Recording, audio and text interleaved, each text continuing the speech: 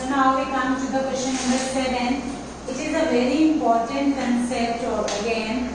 A body of mass m is projected with a velocity v at an angle of 45 degree with the horizontal. Find the change in momentum at the end of its flight. It is the same thing जो मैंने आपको भी पीछे समझाई last to last question में. I told you one thing कि जब एक पार्टिकल प्रोजेक्टाइल की फॉर्म में आता है, look at this.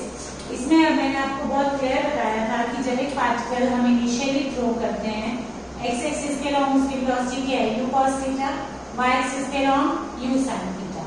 Through out its journey, पूरे रास्ते में from O to A to B, u cos theta change नहीं होगा, horizontal velocity remains the same. Fine. But vertical component में u sin थीटा का magnitude on hitting the ground remains the same. O to A u sin theta 0 हो गया, A to B वापिस 0 से उसकी vertical component of velocity v is equal to u plus gt के हिसाब से 0 से शुरू होके, क्योंकि बेटा जितना टाइम उसे ऊपर जाने में लगा O to A उसको टाइम लगा टाइम ऑफ फ्लाइट t/2 यहाँ से यहाँ जाने में, और वापसी में भी उसे कितना टाइम लगा t/2. तो टाइम ऑफ डिसेंट या टाइम ऑफ डिसेंट जो है वो क्या है, सेम ही है. तो जितनी देर में उसकी स्पीड u sin थीटा से 0 हुई थी बच्चे, उतनी ही देर वापसी में मिली उसको, तो वापस 0 से u sin थीटा हो गई. तो इट मींस जब वो हिट करता है तो उसकी वेलोसिटी का डायरेक्शन चेंज हुआ है, मैग्नीट्यूड चेंज नहीं हुआ. अब इस क्वेश्चन में उसने क्या किया है, 7th क्वेश्चन में he saying कि body of mass m is projected with a velocity v at an angle of 45 degree with the horizontal. Find that change in its momentum at the end of its flight. तो जो change in momentum है बेटा वो सिर्फ y axis के component की वजह से है. There is no change in the magnitude of velocity. Means there is no change in the horizontal component of velocity. तो momentum is mass into velocity. तो momentum के भी दो कंपोनेंट होंगे, horizontal component और vertical component. तो जो horizontal component of velocity अगर change नहीं हुई तो इसका मतलब there is no change in momentum along x-axis. लिखिए इस पॉइंट को. Since the only force या since Fx is equal to 0, यानी there is no force along the x-axis. When there is no force along the x-axis, it means there is no acceleration along the x-axis. This means there is no change in velocity along x-axis. This means there is no change in the momentum along x-axis.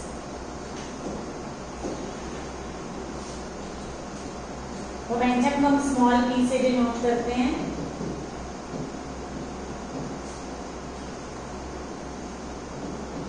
यानी px remains same.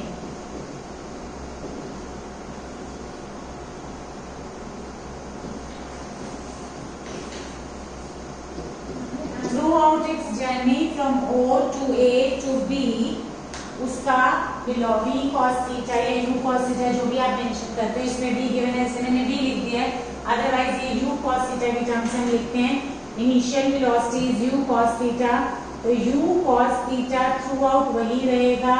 तो it means momentum along x axis will be constant, यानी delta px means change in momentum along x axis is 0.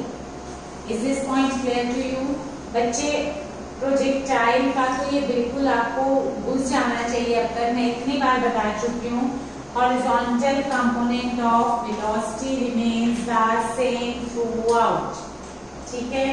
तो अब इसका मतलब बचा क्या, vertical. अगर मैं वर्टिकल कंपोनेंट की बात करूँ along the y-axis,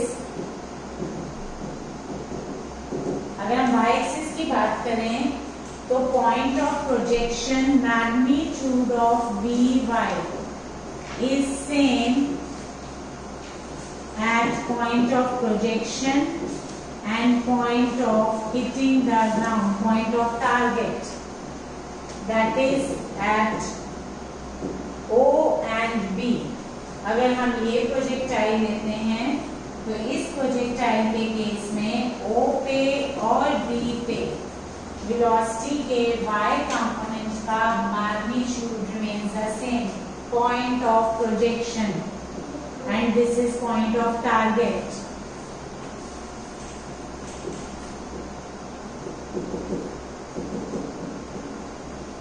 तो पॉइंट ऑफ प्रोजेक्शन पे और पॉइंट ऑफ टारगेट पे हमारे पास वेलोसिटी का मैग्नीट्यूड चेंज नहीं होता।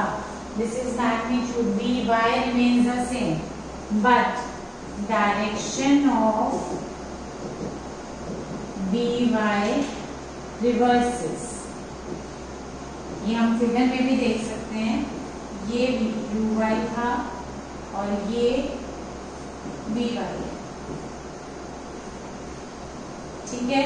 पहले अपवर्ड थी फिर डाउनवर्ड है, तो हमारे पास जो चेंज इन मोमेंटम हुआ है that is this means change in momentum along the y-axis is due to the change in direction of velocity।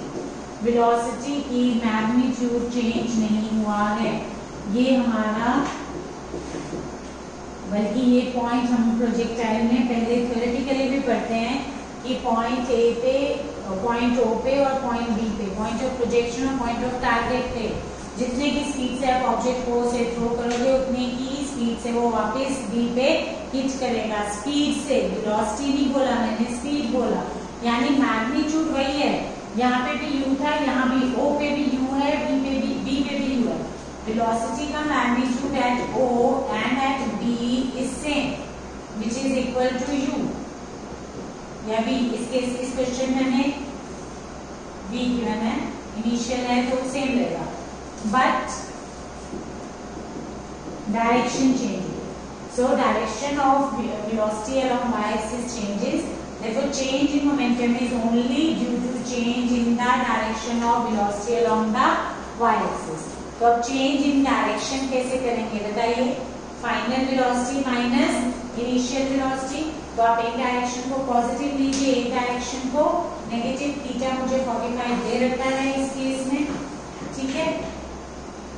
हमने अपवर्ड डायरेक्शन अगर पॉजिटिव ली है, जैसे नॉर्मली हम ग्राफ्स बनाते हैं, अगर मैंने वेलोसिटी की अपवर्ड डायरेक्शन पॉजिटिव ली है, लोअर डायरेक्शन नेगेटिव, तो फाइनल माइनस इनिशियल करना है तो नेगेटिव आएगा, और इनिशियल माइनस फाइनल मतलब अगर आप डायरेक्शन का साइन कन्वेंशन कोई भी ले लोगे तो change in velocity along y axis कितना है जल्दी बताइए। डेल्टा वी वाई,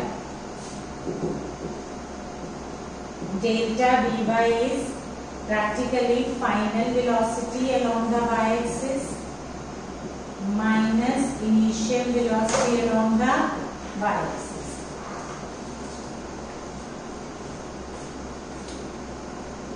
आप डायरेक्शन सेंस कोई भी ले लीजिए, आप डाउनवर्ड को नेगेटिव, अपवर्ड को पॉजिटिव, या डाउनवर्ड को पॉजिटिव, अपवर्ड को नेगेटिव।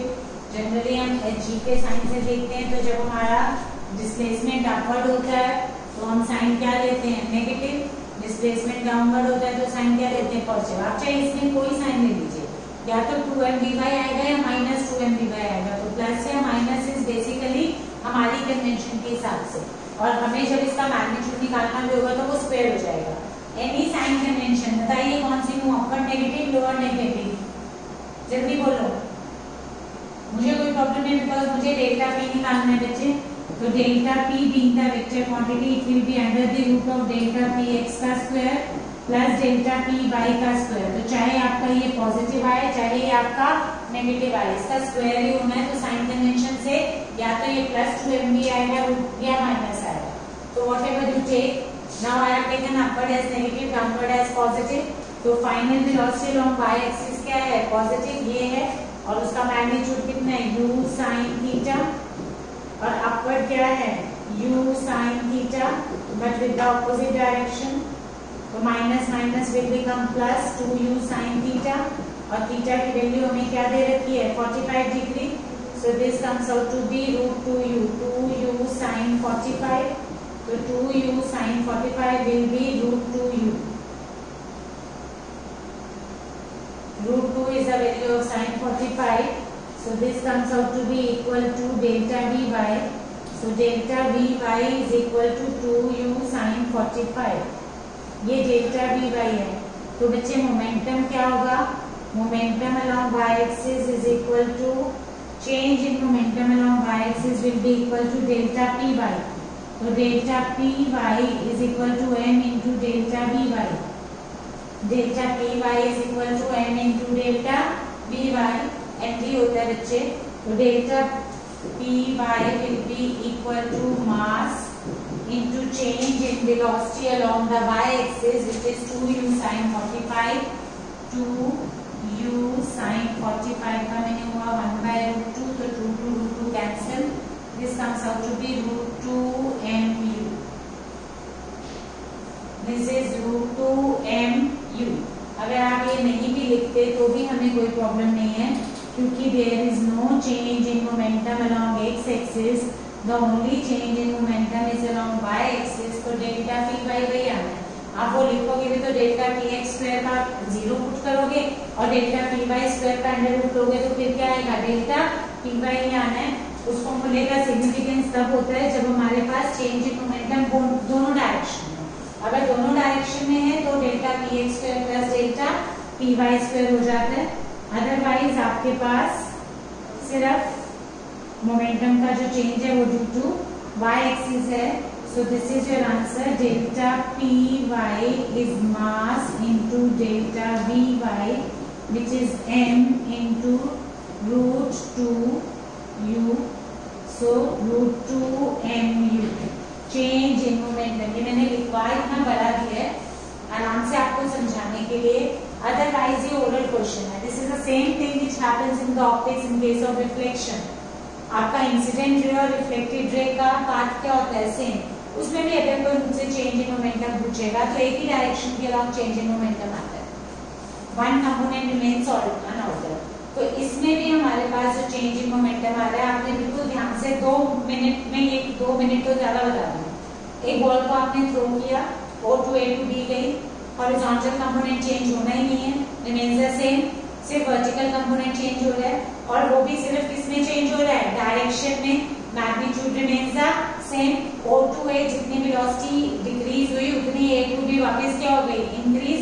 अगर पॉइंट ऑफ प्रोजेक्शन और point of hitting same line में लाई करते हैं तो O और B पे स्पीड सेम होगी, बट वेलोसिटी की डायरेक्शन क्या होगी? रिवर्स. यहाँ पे u sin थीटा अपवर्ड था, यहाँ u sin थीटा क्या हो गया? डाउनवर्ड. तो चेंज क्या होता है? Final minus initial. फाइनल है u sin थीटा, इनिशियल भी है u sin थीटा, पर एक अपवर्ड है और एक डाउनवर्ड है. तो u sin theta minus of minus u sin theta 2u sin theta. 2u sin theta is the general answer. आपको ये याद भी ऐसे ही रखना है. 2u sin theta is the change in velocity. इस क्वेश्चन को मैं 10 फॉर्म में पूछ सकती हूँ. इसने चेंज इन मोमेंटम पूछा है. I can simply ask you, find the change in velocity when the particle strikes the ground. When a projectile hits the ground, what is the change in velocity? 2u sin theta. So 2u sin theta is the change in velocity. Delta v है ही change 2u sin theta, क्योंकि x component हो गई नहीं, change ही नहीं हो रहा. So the only y component is changing momentum है, तो mass से multiply कर दिया. Otherwise change in velocity. What is the change in velocity along x-axis? No change. What's the change in velocity along y-axis? 2u sin theta. What's the change in velocity overall? 2u sin theta. What is the change in momentum? 2mv sin theta. So, the question can be put it in any form. Find